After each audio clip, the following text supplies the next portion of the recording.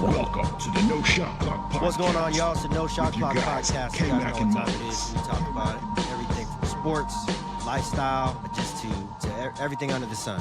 And we got our boy Kmac who's about to introduce our special guest today.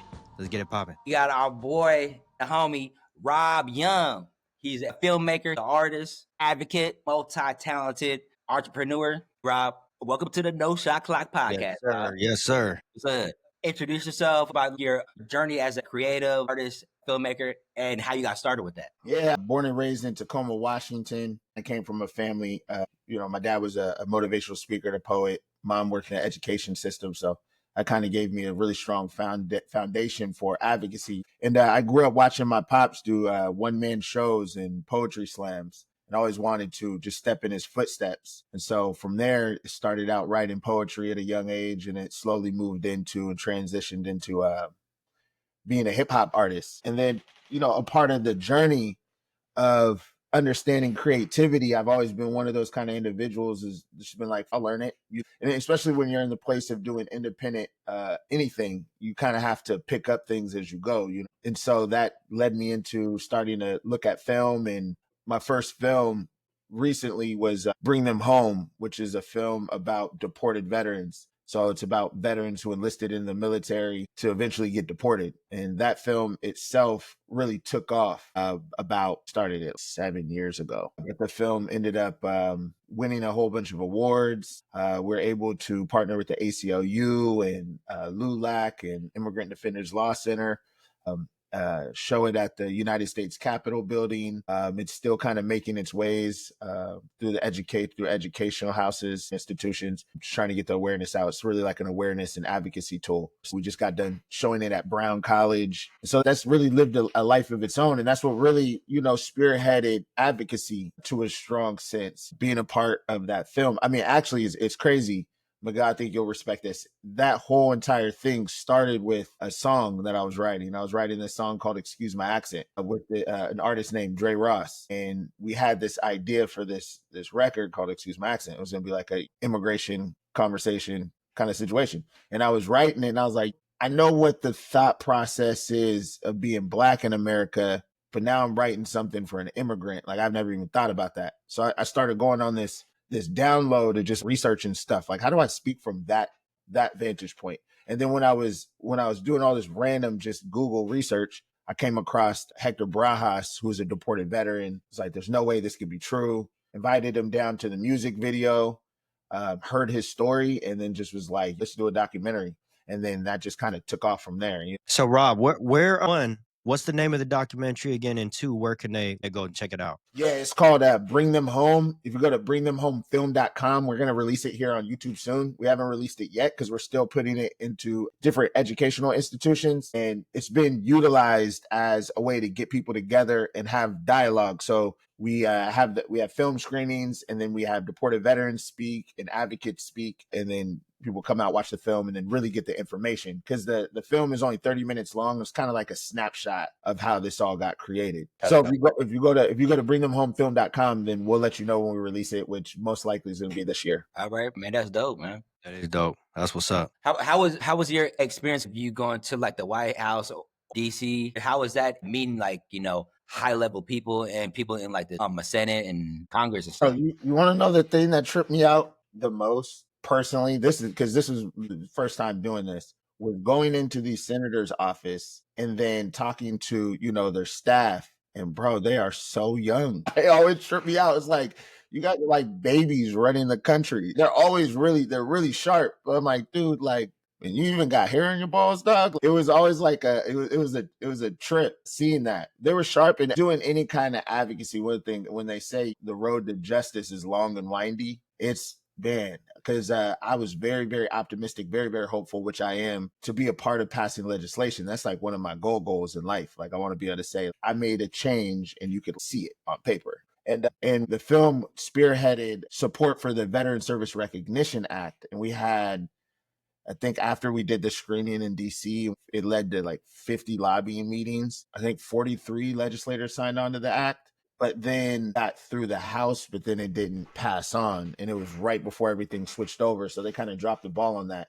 And then now it's like, okay, well, we got to start all the way back over because there's new administration, there's no new people involved. It's a whole new conversation. And so I've really learned the messiness that comes with that side of the world as far as politics go. So was your parents involved with politics, or was this something that you kind of just grabbed, just from seeing what you see on a daily? How did one become interested in getting into the political side? Because I know my grandfather was heavy into that, but I'd love to hear how you gained interest on that. My dad was he's more of like a griot. He's more of a storyteller, motivational speaker, that kind of stuff. He never really got into politics. I think he ran for superintendent in Tacoma one time. How I got into it was more necessity for the access to change. It wasn't necessarily, but getting closer to those individuals who have their pulse on the ability to actually make something move. It's beneficial.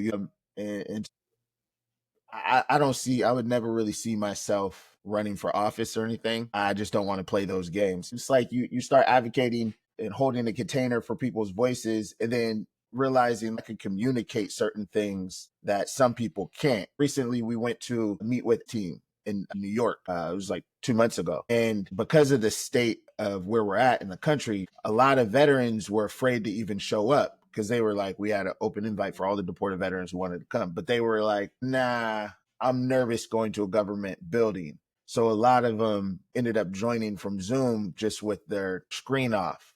At that moment, it's like, okay, now I understand what the purpose is because I'm able to stand in physical space for individuals who can't, are unafraid to or unwilling to due to their own safety. So I say that to say it's purposeful and an opportunity to stand for somebody. Man, that's a game changer. I want to transition government thing and how you were to get in contact with some of these people funding. How does that work? I'm very interested in small businesses and stuff. I know like about that if you want to talk about that. The goal is to do another film called Honor the Promise. And that's what I'm really, really focused on. So we are still looking to figure out ways to get grants for that. Yeah. I think that's something I'm still kind of learning. I've worked with the Office of Equity, Washington. I don't know if you know this. Washington State has one of the first offices of equity, which is like a government situation set up focused on just making sure that there's equity in the state of Washington, right? Washington coins itself as a state of belonging. And so I've worked with them as a subcontractor to do just mini videos with me and my team, L61. And that's been really dope and really fruitful. We did a film last year called Bridging the Digital Divide. That's about digital equity in Washington State, which was a crazy concept that I never even thought about until we did that film about how different pockets of the state and what's the access to having Wi-Fi and internet and how that affects people's day-to-day life. So that was pretty wild because, man, it's crazy. You go out to Olympia or Gig Harbor and they got no Wi-Fi. Nothing, gone. Boop. That's a spots I don't really go to, so I don't even know. Yeah, I know. I feel you. That's wild. Yeah. Yes. What your thing with your pops? You want to explain that? I always wanted to be like Pops in every sense. Watching him do poetry shows and sellout shows when I was a really young Titan, 10 years old, 9 years old. And that ambition was kind of got me into doing music and doing hip hop and doing shows. And I started doing shows and stuff.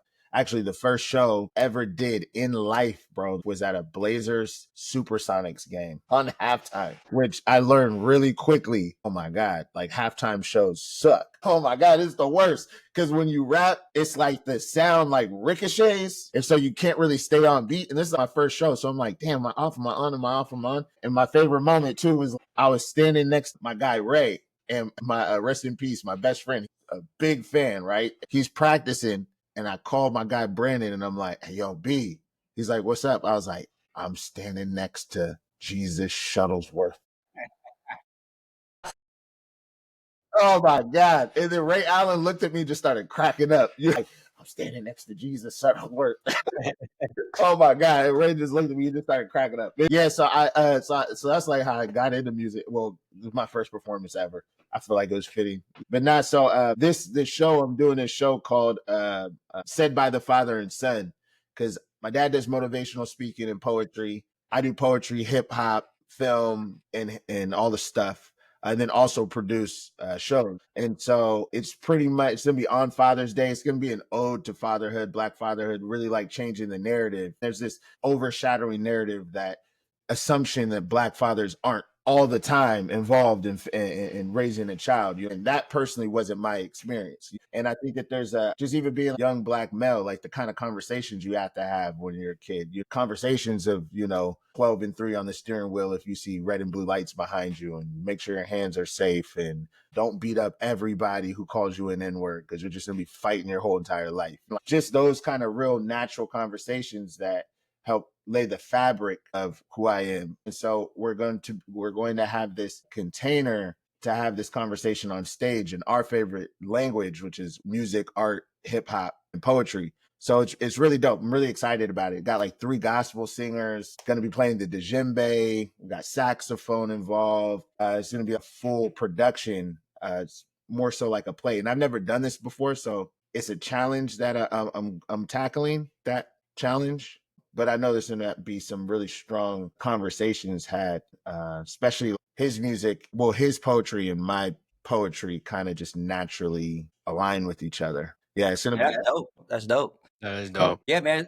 For me, up in Bellevue, Washington, right outside Seattle, and expanded myself out to like Bay for years, and then LA, and it just opening up eyes to be like creative now. I know for Muggz, I mean, he's traveled all the way across to Orlando and expands opportunities and seeing more out there in the world. How has that helped you living in the Bay, in LA, and now you're back up there? How has that helped you be more of a creative? Man, immensely. Like living in the Bay Area, like the Bay Area has a vibration that's really unmatched. Probably going to be matched by Atlanta, New York. That's just my personal opinion. Yeah, crazy times, bro. Crazy, wild. The Bay is like the hippie movement, the Black Panther movement, all kind of really spurs out of the Bay. And you can feel that vibration, especially when you go to Oakland. And so I'd say, if anything, that really supercharged the idea of advocacy. It's just being around individuals who are so active in the community and seeing how they move. And then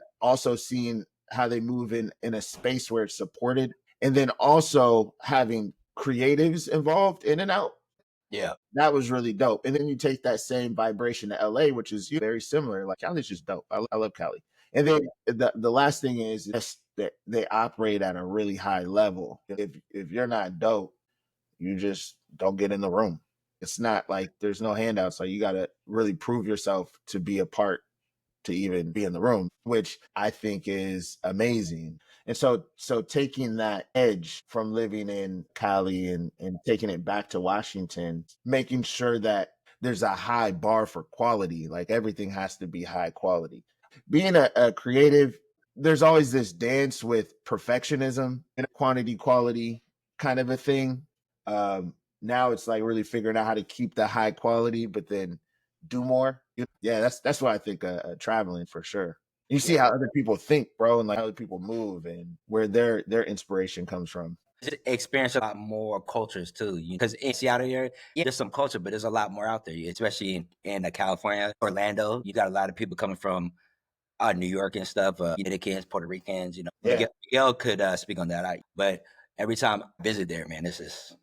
Yeah, so coming from the town, we don't have Puerto Ricans, Dominicans. I mean, the only Dominican that I knew was the barber, and he taught me how to use a straight razor. Yeah, Luis, shout out Luis. But when I got here, man, it was like, golly, this is crazy. It's a culture shock.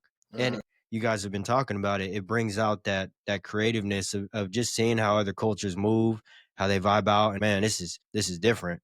From the music to how they interact with each other, like they're hugging and kissing on each other. It's just dope, man, to see other cultures. I wish that everybody could see, because in the town it's so dark. It's depressing there. Everybody, and it is what it is. But you get outside of that and you're able to see stuff, and it really opens up your eyes a lot. So a transition into sports and filmmaking, where your head is at. How do you see storytelling in sports films is gonna go, or how it is right now? Yeah, I mean, I'm trying to think what's the next sports film that's supposed to come out. Well, we talked about it a few episodes ago. UNLV Rebels documentary that has already came out. Oh, that's dope. Yeah, I think it's dope seeing all these unscripted kind of shows pop out. Sometimes real life is more entertaining. But there's some really good stuff that's coming out. There's one movie called Sweetwater that's about the first African American to break the color barrier in the NBA. That came out recently on Angel Network. But that's a really strong conversation, I think, that no one really thinks about. Man, do you think movies are inspiring kids that they're gonna remember these movies like we remember our movies of our generation? I just don't see it, man. Like I think about the movies that drop, they're kind of cheesy, like kind of Disney-ish. I don't know, man. It's like you can't really compare Space Jams 1 and Space Jams 2. It's like there's no comparison, Yeah, or the Above the Rims, or you know what I mean? Like yeah. Or there you go, right there. Yeah, you know what I'm saying? Or the Sunset Parks. You remember Sunset Parks? Coach Carter. Coach Carter. That was going to be my next question. Top 5 sports movies that you like. But I mean, like you're naming a few right now. So my personal, top 5 sports movies. I keep thinking basketball. What are yours? Well, like a lot of mine, all about hoops, Above the Rim, He Got Game, Blue Chips. What else? I mean, just a lot of movies out there, man. Man, I would say Above the Rim, He Got Game, Any Given Sunday, classic.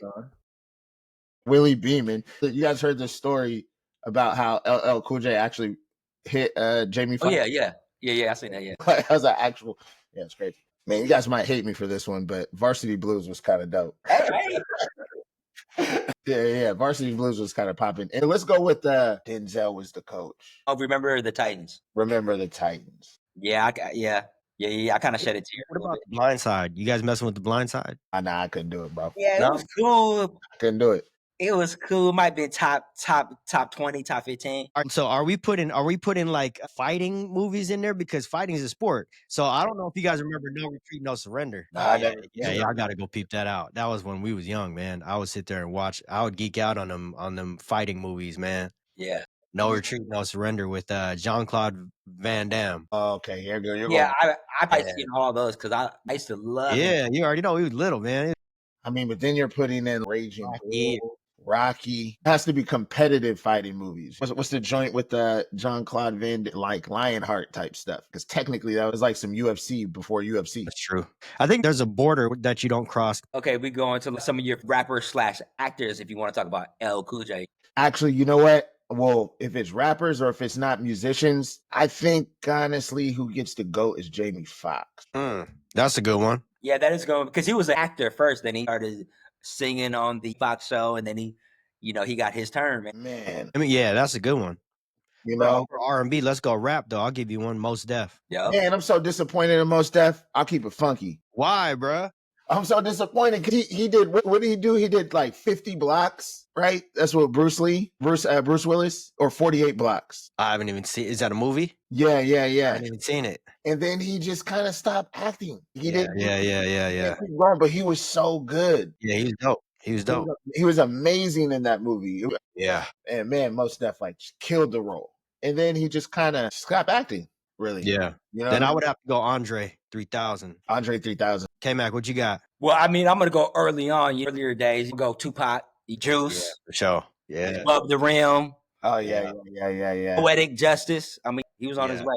And then the one roles, it was a small role, but I liked his role on He Got Game. I think it was Rick Fox when he took Jesus on that recruiting and he showed him around. Man, he played that small role perfect. Yeah. Say ain't lying. Say ain't lying. Ron Goodman. Hey, I got the king. You guys ready? Yeah. I got the king. Pre-slap, Will Smith.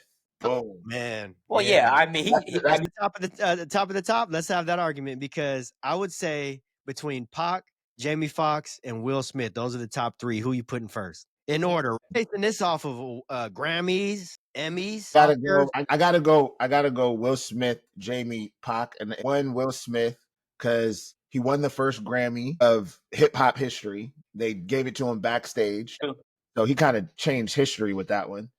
And then he's Big Will. Like the homie's broken so many blockbuster movies, it's ridiculous. And I'm actually kind of pissed off because he just dropped an album and he's kind of spitting. And I'm like, dude, I've been seeing him.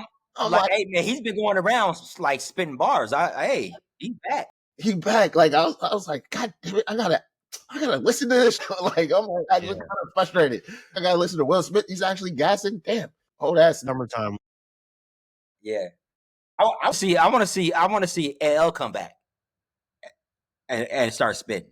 He had one song he was going in. I think it was with Busta Rhymes or something like that. He had a track with Eminem that was really dope too. Yeah, I think it was. Yeah. And the thing about Tupac is he got cut short. You know what I'm saying? 28 years old. I think he would have totally. I was just talking about this. I don't even think that some rappers that exist now would exist if Tupac was still alive. Personally, I just don't. So okay, so then who you got left? You got Jamie. He did all those sitcoms, which blew him out the water. Yeah. He got a living color that I forgot. Yeah. Then all of the features that he was doing, man, with Twisted and all the other ones, the Kanye's, he was putting people on up there on the chart. True. That's true. He did. And I think with Jamie, it's just he did Ray. And after doing Ray, that was the dopest, probably dopest biopics I've ever seen. I would have to put Jamie first in my book, man. I have to put Jamie first, man. Yeah, I can't really be mad at that. Have you heard the story of how he got his investment for Ray? You saw that? You see that TikTok come across? Man, it's a crazy story. So pretty much they were like self-financing. They had one money man, right?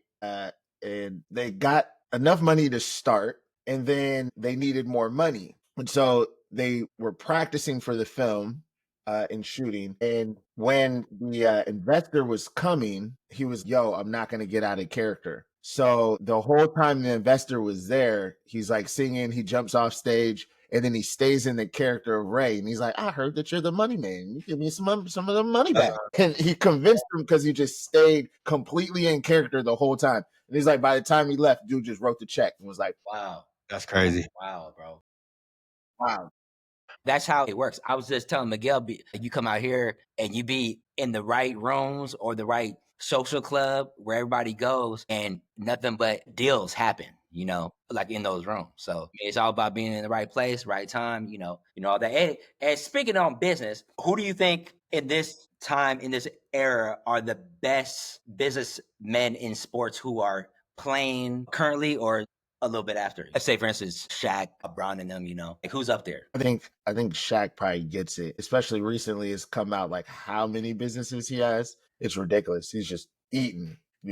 I think he was an early investor in Google. Yeah, that's why. Actually, I take that back. Magic Johnson. There you go. Magic. There you go. Yeah, have to be Magic Johnson. You got Bron with his companies, The Shop and Uninterrupted and his sports agent stuff and all that stuff. And then you got Kevin Durant. He's into the tech stuff. He's into VC stuff. And then you got Steph also into productions and making documentaries and shows. And all these guys are getting involved and expanding their entrepreneur side. It's cool to see. And I think with the current players, Bron has led that charge in that. So I will give him that. But Magic is the ultimate business. I honestly think Bron and Steph, they're really following where Kobe was about to take it. He was, from what I know, the one who was about to really crack open the entertainment egg. Yeah. After he did the short film and won the Oscar. And then, because LeBron's company is Spring Hill Co., and they do a lot of stuff. And he's really dominating the space as far as an athlete transferring over into film. But it's really smart, though, because content is king. And so if you already have a monopoly on content, and both of them, their sunsets going down, I'm hoping we just get to watch the movie of a LeBron versus Steph one more time. Ooh, I want to see that. I want to see. Wait, fellas, before we move on, how I let you guys ride that out. I was listening to names. How are we not putting MJ in this conversation? Charlotte Bobcats owner, he's dipped into the NASCAR scene. Come on, fellas. Yeah, that's true. The $1 billion business with his sneakers, he's signing people left. Yeah. Well, I will tell you this. I was going to ask Rob because I wanted to ask everybody who comes on, our guests, who is your GOAT? Is it Jordan? Is it Bron? Is it Kobe? Is it Magic? Or is it Steph? Or is it somebody else? Who is your GOAT? Yeah. Man, I was just having this conversation. For me, I'm an 80s baby, so it's Michael Jordan. There you go. I mean, what I think that LeBron has a really strong case if you break it down, because I respect Bron. I actually was a Bron hater in the beginning, especially because I played basketball. He played basketball. And, I was trying to go like D1 and he went to the league. I was trying to figure out how they got high school games on television. Who is this? And then I saw the game and I was like, okay, all right. Okay, yeah, he nice. All right, cool. But I mean, being an 18-year-old with that much pressure, the whole entire world on your back, and then create this longevity, no mess ups, no slip ups, no baby mamas that we know of, no John Morant guns in the car, bang bang, none of that stuff, and really shoulder that. It's super impressive. Like, I applaud it. And then you come in and you take a Cleveland Cavaliers as a kid to the finals your first year. It's kind of ridiculous. But if Michael Jordan didn't get caught for gambling and have to sit out 2 years, now I'll play. That's my personal opinion. What do y'all think? Yeah, I got Jordan. Like you said, I'm an 80s baby. You know, Jordan. In the 90s, he was a killer. Won 6 chips. He sat out 2 years. He came back and he won more. So, you know, Jordan all the way. But we'll put LeBron in my top 5. I think cracking that top 5, if Steph wins another chip, you got to consider him to be in the mix. He's not quite there yet, but he's kind of tapping there, you know what I'm saying? But you got Kobe, you got Magic up there, you know. So I don't understand how Steph can't be up there in the mix. I really feel like you said, if Steph wins his 5th one, look at the pieces he's been working with, and he stayed true to the Warriors. He's been there, ride or die. And when's the last time they had a real bad season like that? Yeah. And then you look at LeBron; he's bouncing all over the place. They're bringing in stars left and right for him. You know, it's just the numbers never lie. I would say this, respectively, every era has their GOAT. And I was at my family's Sunday, and I was talking to a lot of the young kids and the young guys in the family, and I told them, went to see Steph, man, I took a picture with him, a sign, my jersey and everything, and they couldn't believe it. I showed them like the videos, and all of them said, Steph is my GOAT. I love him. Steph is my GOAT. I mean, you talk about class. He's classy. These are like 13 to like 18, and Steph is their GOAT. He is somebody's GOAT. You know, let's keep it real. I put Kobe as their GOAT. A lot of people, right? And then a lot of people have Bron. But it just is what it is. You know? I'm happy these kids got Steph too, because he's a good dude. Yeah, man. I mean, the gift and a curse though, because he messed up the game we talked about. I'm watching these play-in games. How many 3-point shots was getting slung up there? And they're hitting. I'm not gonna lie, they're hitting, but it's like it's a 3-point shootout, man. This is crazy. Yeah, it's crazy. The way the game played it today is crazy, man. Crazy. I mean, but the shots that Steph shoots, look at his last few games. He's shooting from crazy angles, from half court, from like turning around, throwing stuff up, and he's hitting those. He's hitting those. Yeah, for sure. That's why he, in my mind, can get compared to Michael Jordan, because you look at Michael Jordan, you're just like in awe. Like, how is that even humanly possible? Like, some of this, and then Steph just has that where it's like, how does this even work? You know, I think Steph has that, the same Jordan it factor. But with saying that, I got a question for y'all. Is he the greatest point guard of all time? Oh, we had this argument before, because I don't think he's a true point guard. Yeah. To me, he's a shooting guard. He's getting his money coming off picks. Can he create his own shot? Yeah. But like, if you really like break it down, man, they're getting him open off of picks. He's letting that thing go. He's flying off of screens and then goes up. To me, a true point guard is like a Steve Nash. Magic. Looking to pass before they score, right? Is that the definition of a point guard? It's getting the team involved. Right. Yeah, that's true. But technically, he still does get the team involved. It's just he gets the team involved in a different way, because he has like so much of a gravitational pull. He's freeing them up. Everybody else. Maybe it just looks different. Because I mean, he still averages like what, 6 a game? Yeah, I mean, So look, so before we get out of here, I want you guys to talk just briefly about who is your favorite producer. You being a music producer, Miguel, and Rob being a rapper. I know you guys are into that genre right now. I don't know a whole lot about it. I want to hear you guys. Who is your all-time greats in that field? What you got, Rob? My favorite would be Kanye West, hands down. Kind of easy. Yeah. He definitely started me off on the sampling stuff. So I was raised in the church. I played a lot of instruments. I love that old school funk. Our parents played all that stuff growing up.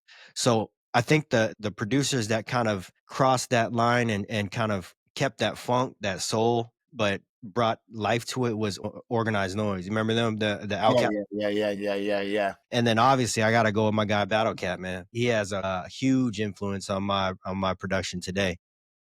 That's dope. Yeah, those two cats, man. Those or Organized Noise was more of a group, but if it was one producer, man, it's Battle Cat for sure. Man, Organized Noise, that's solid, bro. Like Goody Mob was one of the albums. Yes, Like sir. the only albums I was allowed to listen to was Goody Mob and Dead Prez. Yeah, Albums like yeah, raised me. yeah. And I got to meet M1 too, which was really dope. It was like a full come around moment. I got to this is random. In Tacoma, I got to hang out with M1 as he was leading a class in liberation on how to create liberation in the community. And I was just like, man, God is so crazy. And this is why I was doing all the advocacy. So it's just felt like a real good God wink, like keep going, where all these different influences kind of combined. That's just a dope story. Yeah, for sure. No, but yeah, Goody Mob, man, Organized Noise. Man. They brought that, and then if you dig into some of like Bun B and what's his face, UGK.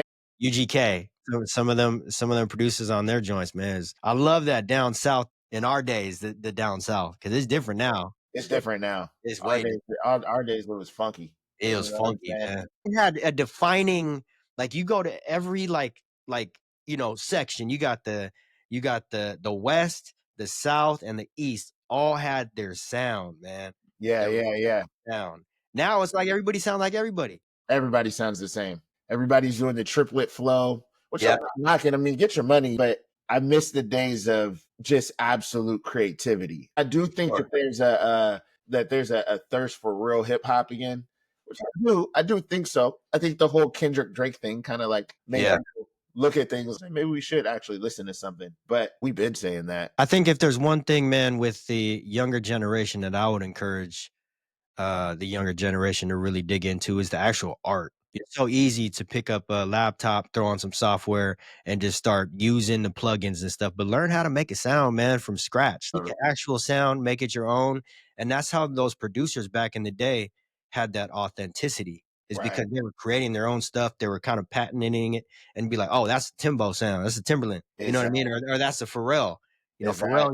So we don't have that. Everything is just plugins. It's all digital. We need to go back to some of that analog, man. Totally. I completely agree. I mean, it's like Prince said. He said one day there'll be musicians making music based on computers who make more music. Like Prince said that?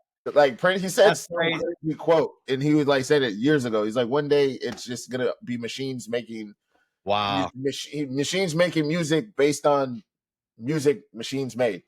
Because Prince played everything. He's like my favorite Prince quote he said, do you listen to this? Someone said, do you listen to the radio? He was like, no, I don't listen to the radio. They said, well, what do you want to do if you want to hear good music? He just said, I make it. You know what's funny? Kmac, you remember when I was locked up in that studio? I locked myself in there and I was on that little run. Yeah.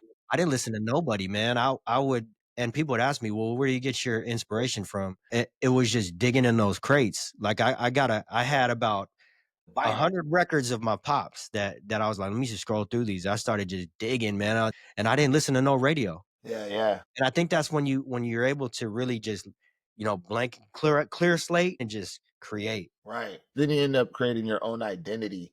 I feel like that is when music starts to take risks, but it's almost like, is it a risk? It's like, nah, that's not really a risk. I'm just not influenced by anything. Like everything I'm doing is like coming out of my own spirit. It has a different sound, a unique sound. Now, on the flip side of that is when I started trying to cater to artists like, oh, I want this kind of sound. So now I'm trying to emulate something that's not me. Right. I can make it sound like that, but at the end of the day, I'm selling out. Right. Yeah. And now I'm just conforming to what everybody else is doing, man. So I'm guilty of that as well. Right. I mean, it's part of the process in the business. For sure. Yeah, well, you gotta put food on the table. Well, Wait, one question. Go ahead. The best athlete musician. We could go Dame Dollar, obviously. Dame Dollar's dope. That's a good one, Kmac. Back in the day, Shaq had some songs. Kobe had a song with Martell, I think. Y'all must have forgot what you know about Roy Jones. Oh yeah, Roy Jones. Y'all must have forgot. Yeah. You don't want a chicken dance. Yeah. That's a good one. What you got, Rob? Can't sleep on Kobe. Kobe had bars. Yeah, he had bars. Kobe had bars. What about AI? I mean, his song was cool, but I don't know. It's cool. They had to shut that AI stuff down. He was killing too many people. Muggz. Yeah. You got the young cat. I don't think he's in the league, but his brothers are Jello. Yellow, yeah. Dello. Yeah. He sounds like keeping it funky. He sounds like he rapped with Cash Money and Yeah. Yeah. That's dope. I'm glad I y'all together, man. You guys are both are talented, man. Someday we could do a collab together. I don't know. I'm just calling it out. yeah. I've been hoping we could have that I'm conversation. just calling it out Yeah, right yeah, here. yeah, Hey, for I'm sure, calling man. it right here on the No Shot Clock Pod. Let me get a collab. Rob, let your handles where they can find you and everything. You know. Yeah, so. everything's Rob Young Productions. The nonprofits, excusemyaccent.com, bringthemhomefilm.com to see about the film. Rob Young Productions, you could check out about the Said by the Father and Son, which we are videotaping. We're going to drop that. If you go on excusemyaccent.com, you can also get these hoodies that we created. The support goes back to deported veterans organizations because we're still advocating. And I'm a pit bull, y'all. I don't stop until it's over. That's dope, man. Glad came on, man. You can probably come on again whenever. Yeah, let's do it. Muggz, you got anything else? You good? Nah, man, we salute you, Rob, man. There's a saying that says if you don't stand for something, you fall for anything, and we definitely need more guys like you, man. So we appreciate you. Appreciate you, bro. Thank you. All right, man. That's a wrap, man. I'm Kmac. I'm Muggz. Let's Rob go. Young. Shot Clock.